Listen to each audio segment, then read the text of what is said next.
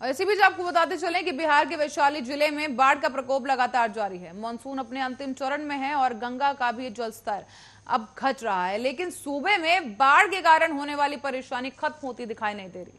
गंगा के बाद अब गंडक और उसकी सहायक नदियों में आए उफान ने कोहराम मचा दिया है।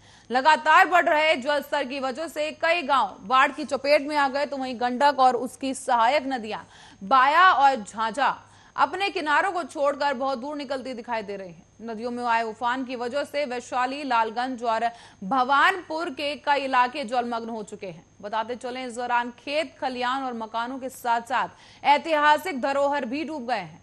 वैशाली स्थित बुद्ध रेलिक स्पूत और जलमग्न हो चुका है। साथ ही अभिषेक पुष्करणी, शांति स्तूप और उसके आसपास की सड़कों पर झील जैसा नजारा देखने को मिल रहा है। पानी में पूरी तरह से डूब चुके इस इलाके के होटल्स और रेस्टोरेंट में भी सन्नाटा पसरा है। सबसे बुरे हालात अशोक स्तंभ और उसके आसपास स्थित ऐतिहासिक भवन विशेषों का है, जहां पर पूरा इलाका पानी में समा चुका है। ऐतिहासिक स्थलों के अस्तित्व पर बाढ़ ने खतरे की घंटी बजा दी है। इसी के साथ ही आपको बता दें, विजय कुमार ने बताया है कि पानी निकलने की व्यवस्था हमारे पास है, लेकिन रात में पानी निकलते हैं और सुबह फिर से पानी आ जाता है। पानी निकलकर जहां जाता है वहां भी चारों तरफ पानी है और पानी निकालने की कोशिशें लगातार जारी है।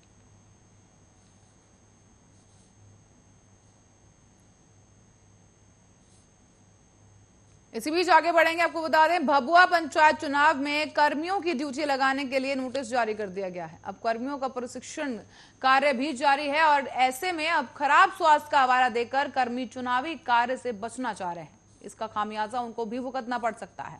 बताते चले, अब वास्तव में जिनकी तबीयत खराब है उन्हें भी इसकी वजह से खामियाजा भुगतना पड़ सकता है। लगातार स्वास्थ्य खराब संबंधित आवेदन आने के बाद अब जिला निर्वाचन पदाधिकारी और जिला दंडाधिकारी नवदीप शुक्ला ने एक मेडिकल टीम गठित कर दी है।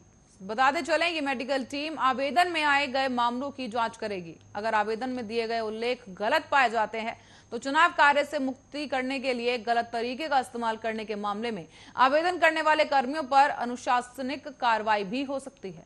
इसी बीच आपको बता दें कि डीएम नवदीप शुक्ला ने गठित की गई मेडिकल टीम में सीएस डॉक्टर मीना कुमारी को अध्यक्ष और सीएस द्वारा नामित एक विशेष चिकित्सक, सीएस द्वारा नियमित एक महिला चिकित्सक, कार्मिक कोषाज्ञा और नोडल पदाधिकारी संविता कुमारी शामिल हैं।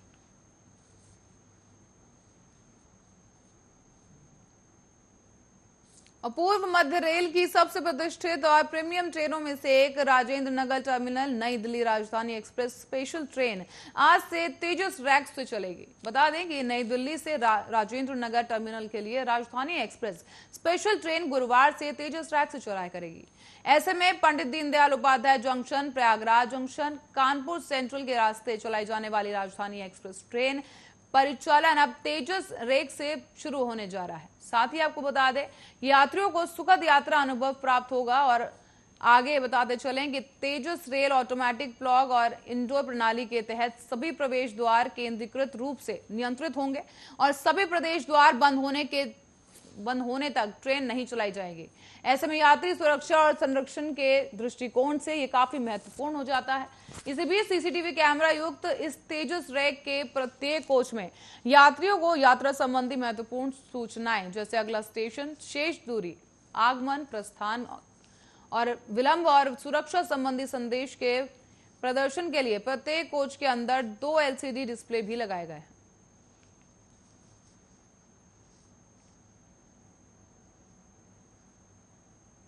इस बीच बिहार के भोजपुर जिले के चरपोखरी थाना क्षेत्र के मुकुंदपुर पंचायत में मदई टोला गांव में सोमवार की देर रात को संदेहास्पद स्थिति में 2 बच्चों की मौत हो गई। मिली जानकारी के अनुसार गांव निवासी अजय सिंह के 2 बच्चे अपनी मां के साथ बीती रात घर में सोए हुए थे कि तभी अचानक बच्चों ने मां से पेट में दर्द होने की शिकायत की और उल्टी करने लगे।